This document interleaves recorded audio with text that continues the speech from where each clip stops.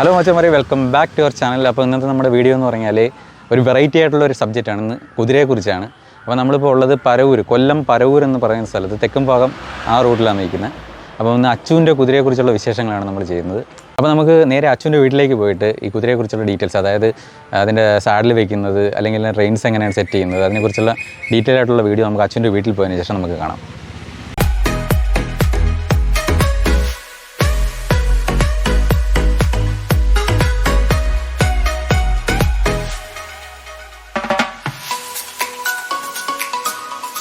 അപ്പം അച്ചുവിൻ്റെ പോണിക്കുതിരയെ കാണാനായിട്ട് നമ്മൾ പോകുന്നത്.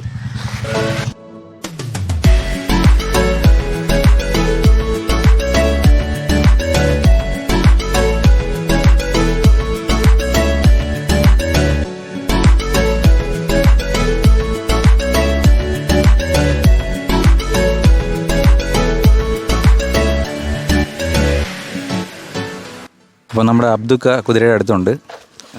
അപ്പോൾ ഈ കുതിരയെക്കുറിച്ച് എങ്ങനെയാണ്, ഇത് സൈലൻറ്റ് ക്യാരക്ടറാണോ അതെങ്ങനെയാണ്? മാളൂട്ടി, എൻ്റെ പേര് മാളു എന്നാണ്. ഇത് നമ്മൾ വലിയ ആൾക്കാരൊന്നും ഇതിനകത്ത് കയറ്റത്തില്ല, കൊച്ചു പിള്ളേരെ മാത്രം കയറ്റും. പിന്നെ എന്ന് വെച്ച് കഴിഞ്ഞാൽ ആൾ പൊതുവെ സൈലൻ്റാണ്. കപ്പലിൻ്റെ മിഠായി ഒരാളാണ്. ആര് കപ്പലിൻ്റെ മിഠായി കൊണ്ട് കൊടുത്താലും അതിൻ്റെ കൂടെ അങ്ങ് പൊക്കോളും. അത്രയ്ക്ക് ഇതാണ്. ഏത് കൊച്ചു പിള്ളേരെ മുമ്പിലായാലും അതിനെ എവിടെയെങ്കിലും കൊണ്ടുപോയാൽ മതി, ചുമ്മാതെ. ഏറ്റവും കൂടുതൽ കൊണ്ടു നടക്കുന്നതെന്ന് വെച്ച് കഴിഞ്ഞാൽ നമ്മളെ സുഹൃത്താണ് അച്ചു. കൂടുതൽ വിവരങ്ങൾ അറിയാനായിട്ട് അവൻ്റെ അടുത്ത് ചോദിച്ചാൽ മതി. പിന്നെ ആഹാരമോ കാര്യങ്ങളോ എന്താണെന്ന് വെച്ച് കഴിഞ്ഞാൽ നമ്മൾ ഈ കുതിര നോക്കുന്ന അച്ചു പറഞ്ഞു തരും.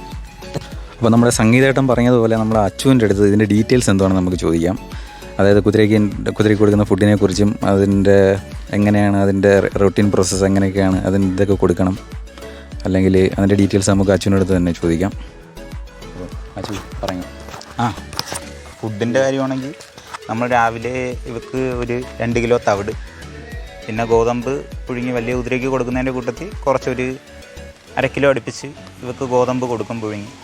എല്ലാ ദിവസവും ഇല്ല, ഇടയ്ക്കിടയ്ക്ക്. പിന്നെ ഇത് തന്നെ അതേ സെയിം ഐറ്റം തന്നെയാണ് രാത്രി നമ്മൾ കൊടുക്കുന്നത്. പിന്നെ ഉച്ചയ്ക്ക് പോച്ച കാര്യങ്ങൾ കൊടുക്കും. പിന്നെ അത് കഴിഞ്ഞിട്ട് പിന്നെ ലഞ്ചിങ് കൊടുക്കും. പോണിയാണെന്ന് പറഞ്ഞ് ലഞ്ചിങ് കൊടുക്കാതിരിക്കുന്ന പരിപാടിയൊന്നുമില്ല. ഇവക്കും ലഞ്ചിങ് കൊടുക്കും. നന്നായിട്ട് വണ്ടി വലിക്കും കുതിര, പക്ക ക്യാരക്ടറാണ്.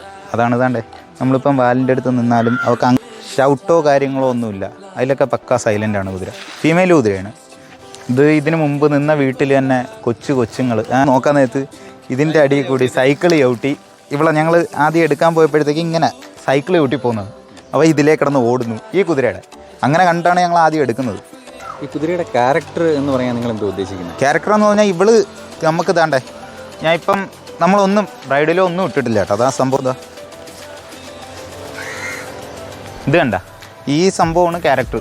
സത്യം പറഞ്ഞു കഴിഞ്ഞാൽ സൈലൻറ്റ് ക്യാരക്ടർ അതാണ് ഉദ്ദേശിക്കുന്നത്. കാരണം ചവിട്ടോ കാര്യങ്ങളോ ഒന്നുമില്ല, അത്രയും ക്യാരക്ടറാണ്. ഏത് കൊച്ചിനും ഹാൻഡിൽ ചെയ്യാം. അതാണ് മെയിൻ കാര്യം.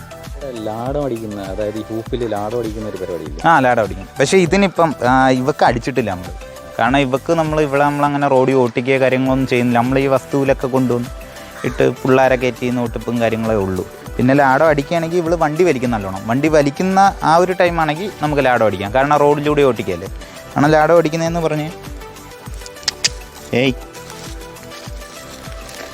ഇതിപ്പോൾ ലാടം അടിച്ചിട്ടില്ല ഈ കുളമ്പിൽ. ചില കുതിരകൾ ഇങ്ങനെ കാല് തരത്തില്ല, നമ്മളെ അടിച്ചു തരും. ഇപ്പം ലാടം അടിച്ചിട്ടില്ല. ഇപ്പം കുളമ്പ് ചെത്തി ഒരുക്കേണ്ട സമയമായിട്ടുണ്ടാവും. ഇതാണ് ഫ്രോഗ്. ക്ലീൻ ചെയ്യും. ഇപ്പം ഇവിടെ നിന്നിട്ടേ ചാണകമൊക്കെ ആയതാ സംഭവം. അല്ലെങ്കിൽ ഇവിടെ താണ്ടേ ഇങ്ങനെ ഇരിക്കുന്ന ഇതിനെയാണ് ഫ്രോഗ് എന്ന് പറയുന്നത്. മറ്റേ കുതിരയിൽ കാണിച്ചു തരാം കറക്റ്റായിട്ട്. ഇതിപ്പോൾ ചാണകം എന്തോ പറ്റിയിരിക്കുന്നത്. ഇതാണ് ഫ്രോഗ്. ഇത് നമ്മളെപ്പോഴും ക്ലീൻ ചെയ്യണം. പിന്നെ രണ്ടാമത്തെ കാര്യം, പിന്നെ അത് എപ്പോഴും ഡ്രൈ ആയിട്ട് തന്നെ ഇരിക്കണം. അത് നനഞ്ഞിരിക്കരുത്, അതാണ് മെയിൻ കാര്യം. നനഞ്ഞിരുന്ന് കഴിഞ്ഞാൽ അത് പെട്ടെന്ന്, അത് കട്ടി കുറഞ്ഞ സാധനമാണ്, പെട്ടെന്ന് നനഞ്ഞിരുന്ന് കഴിഞ്ഞാൽ ഇൻഫെക്ഷൻ ആവും. പിന്നെ അതിൽ പുഴുവാവും. അങ്ങനെ കുറേ പ്രശ്നങ്ങളൊക്കെ ആവും. പിന്നെ ആയിക്കഴിഞ്ഞാൽ പിന്നെ കുതിര നമ്മൾ കെട്ടുംപൂട്ടി തന്നെ നിർത്തേണ്ടി വരും. ട്രീറ്റ്മെൻറ്റ് കാര്യങ്ങളും ചെയ്തിട്ടേ നമുക്ക് ഉപയോഗമില്ലാതായി പോകും. നമ്മളത് എത്രയെന്ന് പറഞ്ഞ് നോക്കിക്കഴിഞ്ഞാൽ അത്രയും നല്ലത്. പിന്നെ അതുപോലെ തന്നെ ഒരു കാര്യമുള്ളത്, ഇതിനെ മണ്ണിൽ നിർത്തണം, അല്ലെങ്കിൽ മണ്ണിൽ നിർത്തുന്നത് എത്രയും നല്ലത്. കച്ചിലോ അല്ലെങ്കിൽ കച്ചിൽ ബെഡ് നമുക്ക് സെറ്റ് ചെയ്യാം. പിന്നെ അല്ല റബ്ബർ ഷീറ്റ് നിർത്താം. പക്ഷേ എപ്പോഴും നല്ലത് മണ്ണിൽ തന്നെ നിർത്തുന്നതാണ്. കാരണം അഥവാ ഫ്രോഗിലോ കാര്യങ്ങളോ ഒക്കെ ഇപ്പം വെള്ളം നനവോ അല്ലെങ്കിൽ നനവുണ്ടെങ്കിൽ നമ്മളിപ്പോൾ ചെളിയിൽ നിർത്തിയൊക്കെയാണെങ്കിൽ ആ ഒരു നനവുണ്ടെങ്കിൽ നമ്മൾ വേറൊരു സ്ഥലത്ത് കൊണ്ടുപോയി മണ്ണ് നിർത്തുകയാണെങ്കിൽ അപ്പോഴും ആ ഈർപ്പം മൊത്തം പിടിച്ചെടുക്കും. എപ്പോഴും ഡ്രൈ ആയിട്ട് തന്നെ ഇരിക്കും ആ ഫ്രോഗും കാര്യങ്ങളെ. അതെപ്പോഴും മണ്ണിൽ നിർത്തുന്നത് തന്നെയാണ് നല്ലത്. റബ്ബർ ഷീറ്റൊക്കെ നമുക്ക് നിർത്താം, പക്ഷേ റബ്ബർ ഷീറ്റിനെ കട്ടിയൊക്കെ നല്ലത് മണ്ണിൽ എപ്പോഴും നിർത്തുന്നത് തന്നെയാണ്. ഇനി നമുക്ക് മറ്റേ കുതിരയെ കാണാം. മച്ചാന്മാരെ നമ്മൾ അച്ചുവിൻ്റെ വെട്രി എന്നുള്ള കുതിരയെ കാണാനായിട്ട് നമ്മൾ പോവുകയാണ്. അതെന്ന് പറഞ്ഞാൽ മിക്സാണ്. കാട്ട്പാടി ഏതായാലും മിക്സ് അല്ല, മാർവാടി ക്രോസ് കുതിരയെ കാണാനായിട്ട് പോവുകയാണ്.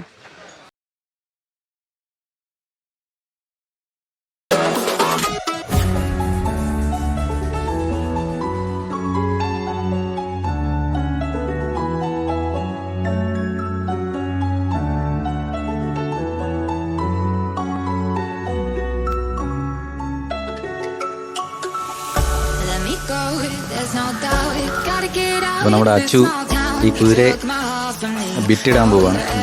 ബിറ്റിടാൻ കുറച്ച് പാടാണ്. കുറച്ച് ഇതൊക്കെ കാണിക്കും. അത് കളിക്കുന്നതാണ് പ്രായത്തിൽ കുറവായുണ്ട്. ആ ഒരു കുട്ടിക്കളി അല്ലാതെ കുഴപ്പമില്ല. ഈ ബിറ്റിടുക എന്ന് ഉദ്ദേശിക്കുന്നത് നമ്മൾ ബൈക്കിലെ ആക്സിലേറ്റർ അല്ലെങ്കിൽ ബ്രേക്ക് ഇങ്ങനെയുള്ള സെറ്റപ്പ് ഈ കുതിരയ്ക്ക് ബിറ്റിലല്ലേ ഇരിക്കുന്നത്. ഇത് കളിയാണ്.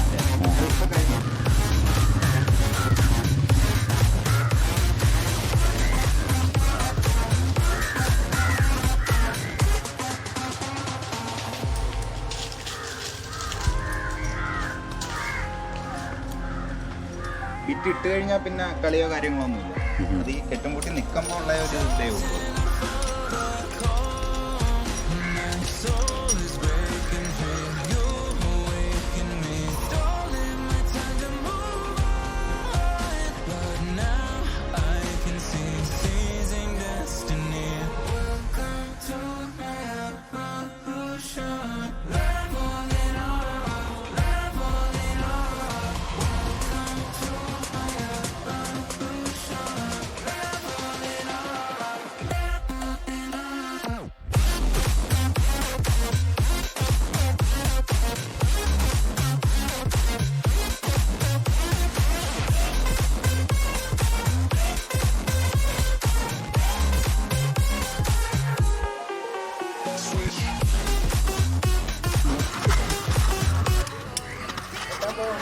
അപ്പോൾ നമ്മുടെ കുതിരയ്ക്ക് എങ്ങനെ സാഡിൽ കെട്ടുന്നത് എന്നുള്ളത് നമുക്ക് നോക്കാം.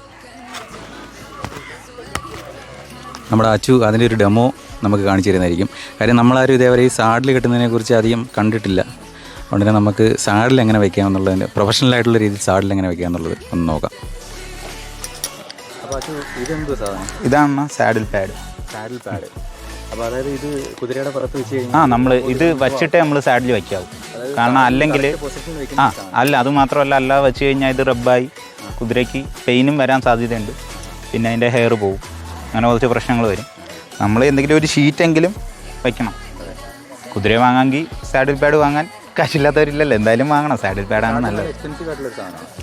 അത് നമുക്കിപ്പോൾ ഒരു 3000 3000 രൂപ തൊട്ട് സ്റ്റാർട്ടിംഗ് ഉണ്ട്. ഇത് 6 രൂപ. ഇത് നമ്മളെ ഇരിക്കുന്ന സാഡിൽ 6 രൂപ റേഞ്ചിനടുത്താണ്.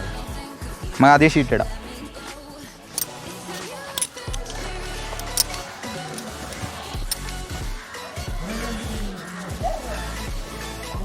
ഇവിടെ പറയുന്ന ബ്രൈഡൽ സെറ്റ്. സെറ്റ് എന്നാണ് ഇതിനെ ഫുള്ളോടെ ബിറ്റ് ഉൾപ്പെടെ എല്ലാം പറയുന്നത്. ഈ ഹോൾഡർ വരുന്നത്, ഈ റിങ്സ് എല്ലാം കൂടി ചേർന്ന് പറയുന്നത്. ഇത് സാഡിൽ പാഡ്. സാഡിൽ അവന് ഒരു ചെറിയൊരു അറപ്പ് ഇതൊക്കെ ഉണ്ട്. കാരണം അവന് ട്രെയിനിങ് ഒന്നും കംപ്ലീറ്റ് ആയിട്ടില്ല.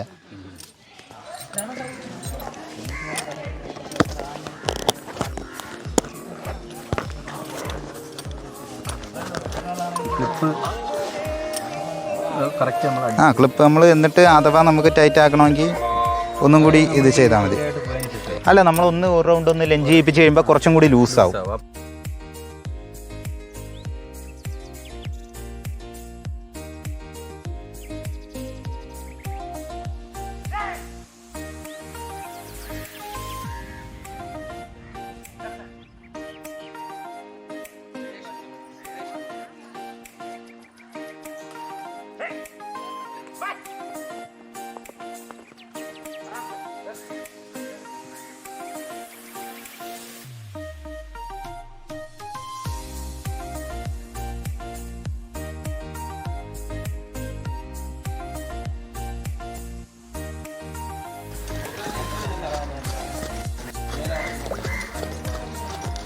ത്രോട്ട്